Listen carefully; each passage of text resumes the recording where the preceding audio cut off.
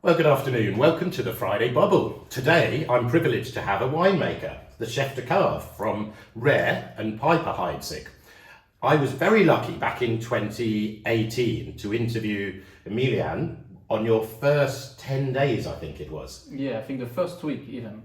Gosh. Lucky you. Lucky me. Now, a lot has happened since then. You've had some fabulous vintages and a couple of challenging vintages.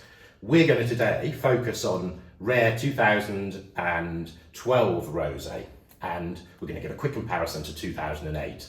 The 8 got some great press, so I'm really intrigued to try these side by side.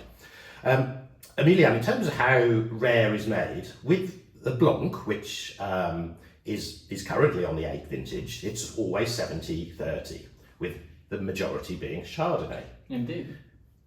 What's the difference with the Rosé? So with the rosé, it's a rosé indeed, but it's a rosé dominated by Chardonnay as well. So you have around 60% of Chardonnay, right, and then 40% of Pinot Noir. Okay. And out of the Pinot Noir, the rosé we make for Rare is made by blending red wine and white wine. So we have, out of the 40% of Pinot Noir, we have, according to the vintage, between 8 to 12% maximum of red wine. And in the case of the 2012, the red wine is coming from l'Hérissé, so in Côte des Bar. And in 2008, that will be interesting to see the comparison because the wine is coming from Bouzy. So different type of Pinot Noir for the red wine. Yeah.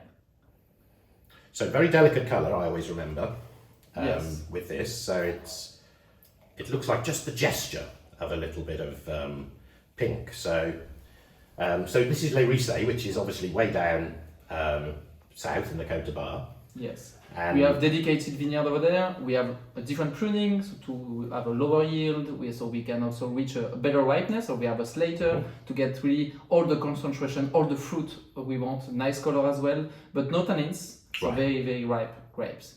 And that color, I think it's really the color we are targeting for each vintage of Rare. And we will see later that 2012 and 2008 are very similar in terms of color, and that's delicate. Rose petal color that we want to achieve. Now 2012 and 2008 were quite different vintages. Indeed. Tell us a little bit about generally the 2012. So 2012 was quite interesting and balanced weather, while 2008 was way cooler climate. So with 2012 we can reach a ripeness which is more interesting, and we will feel that in the glass with more fruitiness, also the flower aromas, and also a touch of spiciness. And that's now most of the 2012s I've tasted, you've always got this lovely fruit forwardness. Yeah.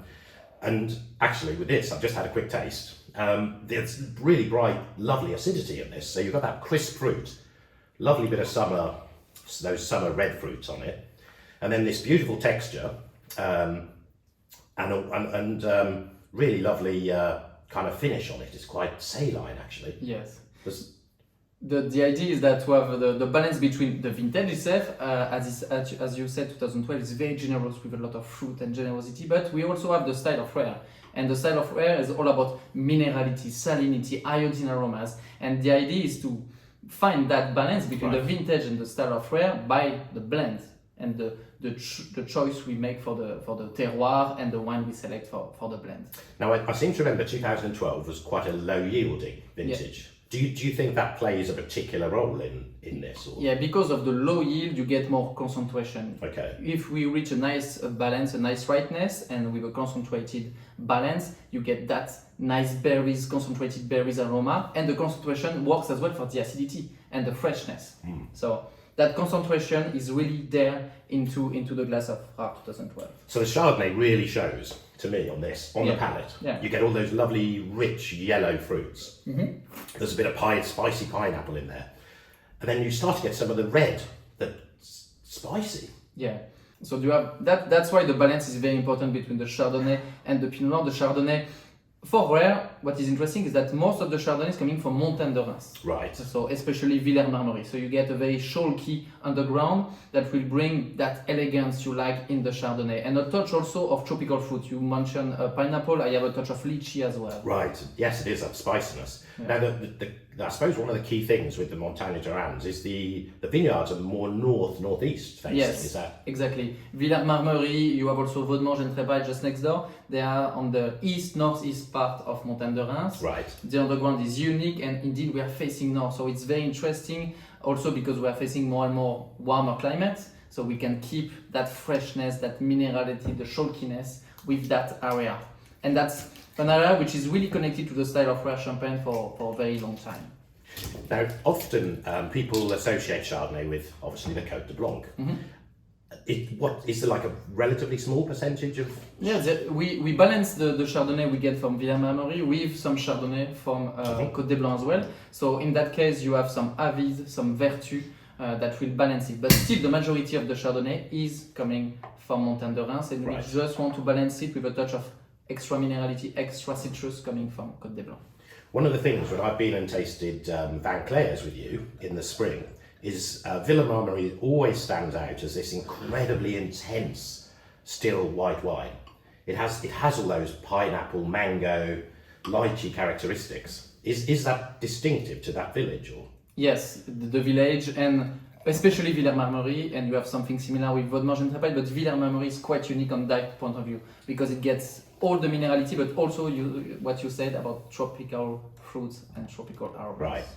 So in terms of the makeup, 12 versus 8, are they roughly the same, the sort of blend percentages? Yes, I mean, it's also 60% Chardonnay and 40% Pinot Noir. And as I said, the main difference will be the red wine, which is coming from Bouzy in that case. We always choose in between Ricé or Bouzy according to what we need to balance. Right. Because the harmony is something very important for us. That's what we are looking for. And sometimes it makes more sense to use red wine from Montagne de Reims for the structure and the power, or the liveliness and the fruitiness of Les Ricé. Now, an obvious thing today is just to check when these were disgorged, because that obviously is this one, the 12 is more recent? Yeah, the 12 is the current vintage for rare champagne on the market. It was released this year and it was disgorged in December 2021, while the rare Rosé 2008 we are testing now was disgorged 2 years ago. So you have 1 year difference in terms of disgorgement. And also you can feel what is amazing is that we have rare champagne and we are also 2 different vintages. So we want to keep the style of rare consistent and you can feel also the tropical notes. But in that case, it can be more like coconut. You get more minerality because of the vintage. And on the palate, you will feel the style of rare, which is all about silkiness, very fine and the finest bubble, I would say. But one of the things I always love with that is that silky, or is that textual thing with the 12. Very, very joyful fruit. It's a great trademark of the 12. I'm surprised how tight the 8 still is. Yes, 8 is like that. It's very tight, very shy still, because the potential of 8 is almost infinite. And what is interesting, you get more acidity in the 8 because of the cold weather, while 12 is more generous. So when it's time to make and decide the dosage, we adjust that to find the perfect harmony. So the dosage, in fact, is lower on 12. We have only 7 grams per liter of sugar, while on the 2008 we are at 9. So 2 grams more, which is quite a lot, but you cannot really feel it on the palate because of the balance between the sweetness, the generosity, and on the other side the minerality, the freshness. I do wonder whether you can taste the dosage a bit at the moment. Yeah. Because I think the fruit's quite restrained on the 8 at the moment. You can taste the dosage a bit at the end. Yeah. Because I think it's having what should we call it? It's having like a little sleep. Yeah. At the moment.